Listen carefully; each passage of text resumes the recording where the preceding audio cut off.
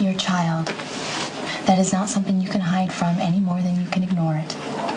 Patrick, you are going to be a father, whether you're ready or not. Elizabeth, Robin is the one determined to do this on her own. Because she doesn't want to pressure you. It doesn't mean she doesn't want you to be a part of the baby's life. Trust me. If you give up this chance to raise your child, you will always regret it. You know, Elizabeth is just trying to help, but she could not be more wrong. Elizabeth, you've been such a good friend to me during my pregnancy. Such an incredible resource, answering all my questions, offering advice. And it's a comfort to me to know that, you know, you are my friend and you are a single mother and you have a career and you have a family. You have it all. And of course, as a single mother, you are entitled to your own opinion as far as how much a father should contribute to his child's life. But what you have to understand is that these are Elizabeth's feelings, not mine. I am perfectly capable of doing this all on my own. But the point is, you don't have to. Look, I really do appreciate what you're trying to do, but it's not necessary. I'm excited about being a single mother. I mean, I'm looking forward to it. All of it. So please don't feel like you have to step up and get involved. You're under no obligation here. I've got everything under control. Who are you trying to convince?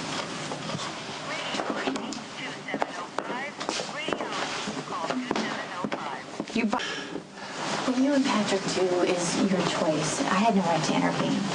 After you witnessed my meltdown earlier, who could blame you? It's just for the first time I was thinking about if I were to die, what would happen to my child? It only makes sense that you would go to Patrick and ask him to step up and be a parent. Well, that was one part. The other part is that Jason and I came close to being together, and I'm still adjusting to the reality that it'll never happen. Well, you had to do what was best for your kids. And I am so blessed that Lucky is their father. I mean, he's a great dad, and he will always take care of them. But I can't help but feel bad for Jason, because he has no one. By choice. Jason doesn't live a child-friendly existence. But Patrick does. I think he'll be missing out if he lets you raise that baby by yourself. Patrick never wanted to be a father, and I have to respect that. Okay, I'm not criticizing your choices, but I don't think you're giving Patrick enough credit. I think he's more willing to be a father than you realize.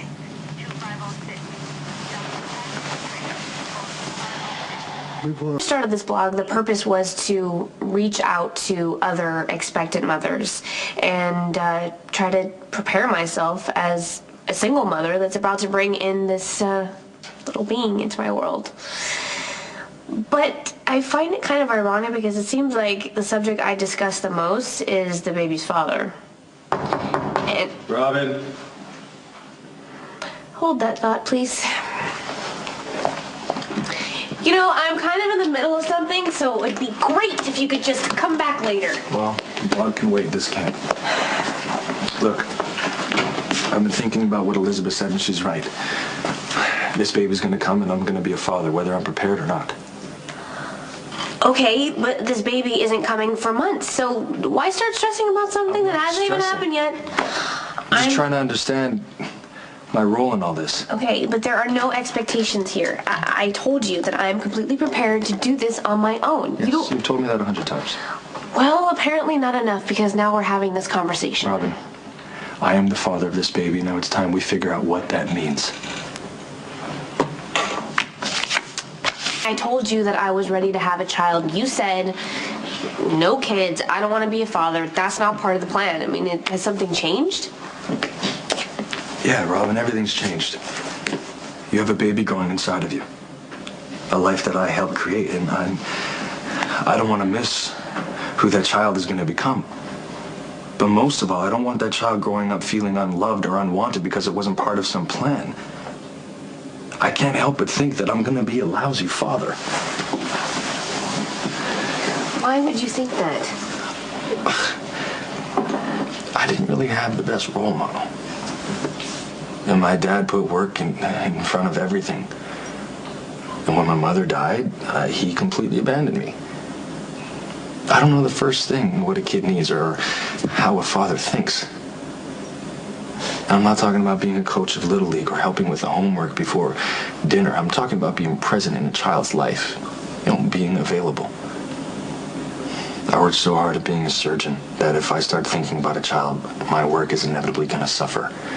And I'm not saying that's going to happen with you. I'm just saying that listen, people have priorities. I understand, and I really want to hear what you have to say, but I keep thinking about a pizza, a loaded one from Ambrosio's. You're hungry. So hungry. Will you please pick one up for me? Not to worry, my existential crisis has been permanently put on hold. Hey. Robin.